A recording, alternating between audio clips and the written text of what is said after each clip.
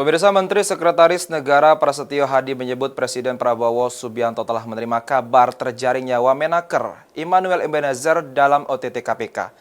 Dijumpai pada Kamis 21 Agustus, Mensesnek menyebut Presiden menyayangkan hal tersebut dan menghormati proses hukum yang berjalan.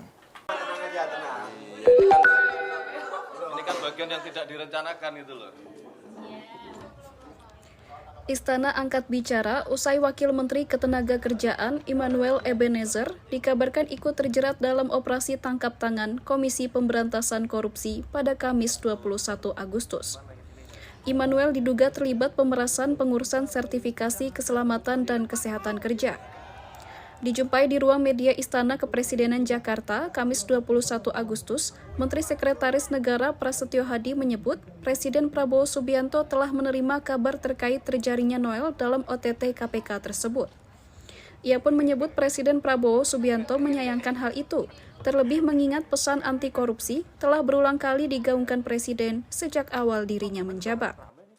Semangat kita adalah semangat untuk tidak menyalahgunakan amanah yang diberikan kepada kita semua, dan oleh karena itulah kami menyatakan keprihatinan yang mendalam. Akan tetapi Bapak Presiden sudah mendapatkan laporan dan beliau menyampaikan bahwa itu ranah hukum. Beliau menghormati proses di KPK. Mensesnek Prasetyo pun menyebut pemerintah menunggu proses hukum yang bergulir sebagaimana mestinya.